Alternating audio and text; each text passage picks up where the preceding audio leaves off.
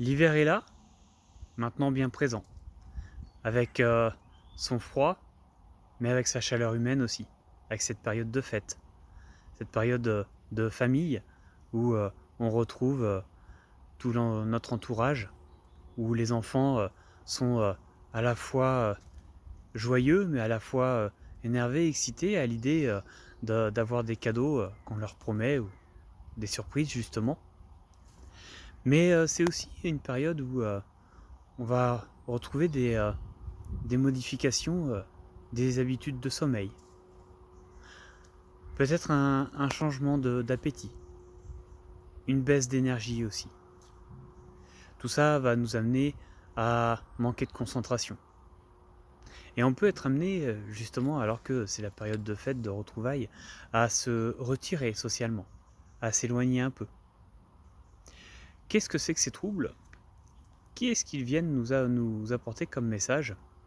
Alors ces troubles vont amener l'anxiété,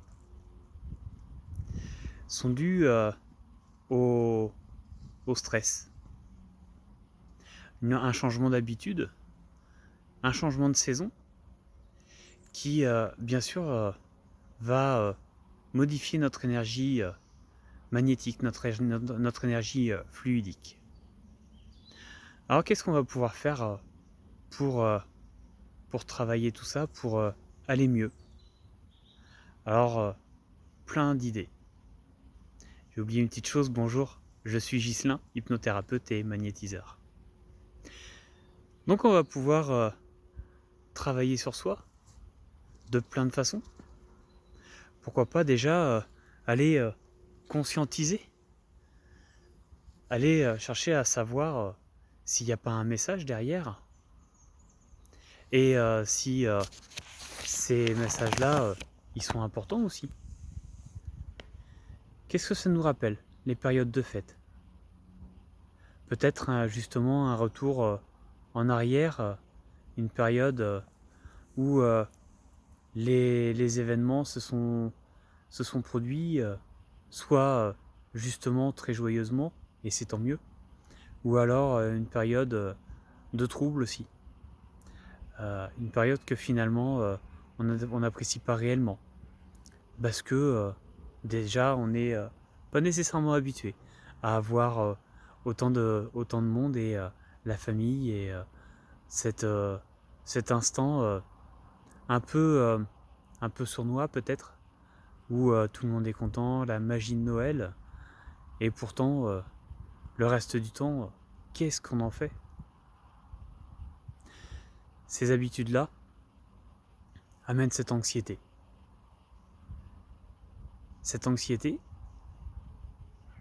on peut aller découvrir son message, ce qu'elle a à cacher.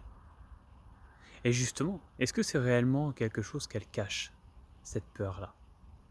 Puisque finalement, quand la peur ne passe pas par les mots MOTS, elle vient parler par les mots MAUX.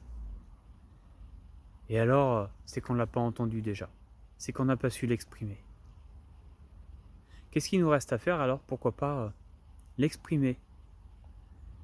L'exprimer pour juste la sortir de nous. C'est une émotion, après tout. Est-ce qu'on est obligé de garder une émotion pour nous? Loin de là. Les émotions sont là pour être partagées, pour être exprimées, tout simplement. On n'a pas à les garder pour nous. L'anxiété, oui, c'est une émotion. Elle vient sûrement nous rappeler des choses. Peut-être des problèmes que l'on a pu avoir par le passé. Finalement, ces problèmes sont-ils réellement des problèmes? Quelle importance on leur donne?